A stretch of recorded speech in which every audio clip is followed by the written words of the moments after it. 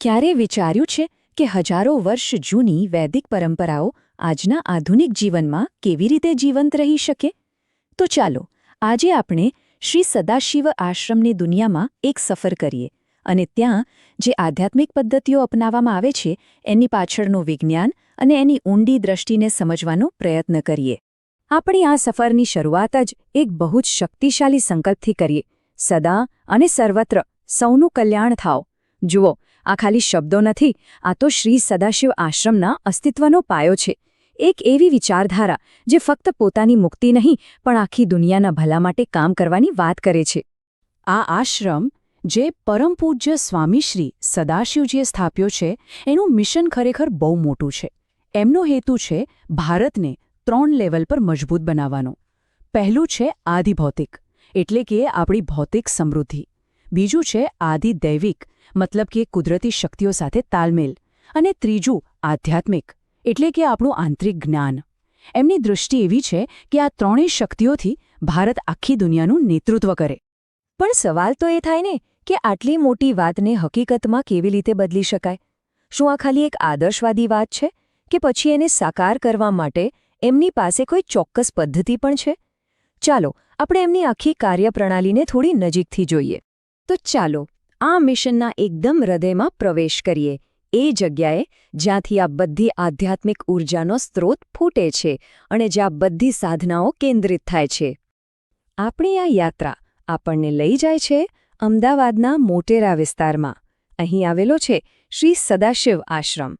અને આ આશ્રમની અંદર એના કેન્દ્રમાં છે એનું પાવર હાઉસ, બલાતી બલા મહાશક્તિપીઠ. આ જગ્યાને એક એવું શક્તિશાળી કેન્દ્ર માનવામાં આવે છે જ્યાંથી આધ્યાત્મિક ઊર્જાનો સતત પ્રવાહ વહે છે. અને હા, બધા જ મહત્વપૂર્ણ અનુષ્ઠાનો અહીં જ થાય છે. અહીં જે કામ ચાલી રહ્યું છે એ કેટલું વિશાળ છે એનો અંદાજ તમને ખાલી એક આંકડા પરથી આવી જશે. 24 કરોડ. જી હા, 24 કરોડ ગાયત્રી મહામંત્રના સામૂહિક જાપનો યજ્ઞ અત્યારે ચાલી રહ્યો છે. વિચાર કરો, આ ખાલી એક નંબર નથી, આ તો સેંકડો સાધકોના અતૂટ સમર્પણ અને એમની સંકલ્પ શક્તિનું પ્રતીક છે. તો એમની પહેલી મુખ્ય પ્રથા કઈ છે? એ છે મંત્રોચ્ચાર. પણ અહીં એક રસપ્રદ વાત છે. આને ખાલી એક ધાર્મિક ક્રિયા નથી ગણવામાં આવતી, પણ એક વૈજ્ઞાનિક પદ્ધતિ કહેવાય છે. તો ચાલો સમજીએ કે આ આધ્યાત્મિક વિજ્ઞાન આખરે છે શું અને એ કામ કઈ રીતે કરે છે. આખી પદ્ધતિના મૂળમાં છે વૈદિક મંત્ર. હવે મંત્ર એટલે શું? એ ખાલી શબ્દોનો સમૂહ નથી, પણ એ તો પ્રાચીન ગ્રંથોમાંથી આવેલા શક્તિશાળી ધ્વનિ તરંગો છે.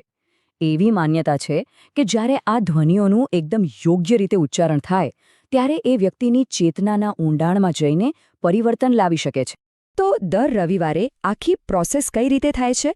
સૌથી પહેલાં બધા સાધકો એ પીઠ પર ભેગા થાય છે. પછી યજ્ઞમાં આહુતિ આપતા આપતા બધા સાથે મળીને મંત્રોચ્ચાર કરે છે.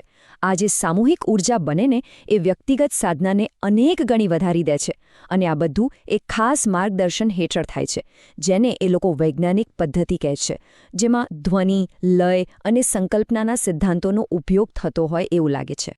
અને હા, આ કોઈ સામાન્ય પદ્ધતિ નથી. એવું કહેવાય છે કે આ ઘણા વર્ષોની તપશ્ચર્યા બાદ મળેલી એક અલૌકિક પદ્ધતિ છે.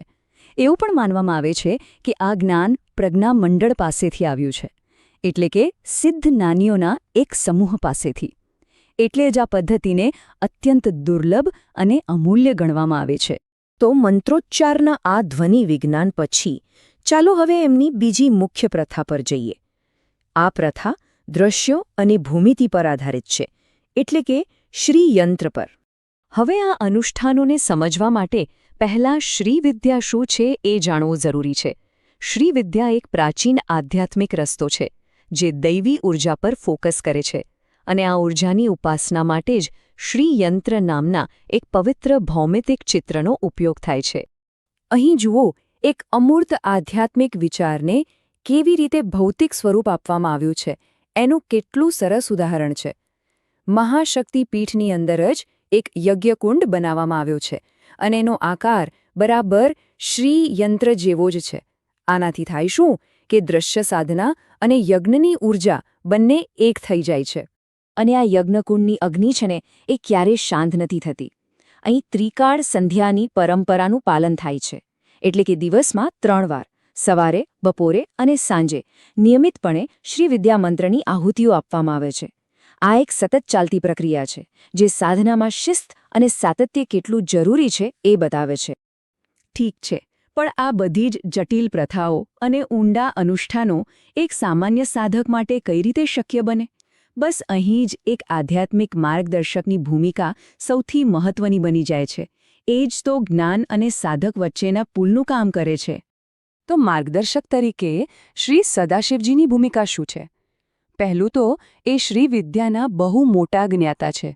બીજું, દર અઠવાડિયે થતા મંત્રોચ્ચારના અનુષ્ઠાનોનું નેતૃત્વ પણ એ જ કરે છે. એટલું જ નહીં, સાધકોને એમના રસ્તા પર આગળ વધવા માટે વ્યક્તિગત માર્ગદર્શન અને મદદ પણ પૂરી પાડે છે.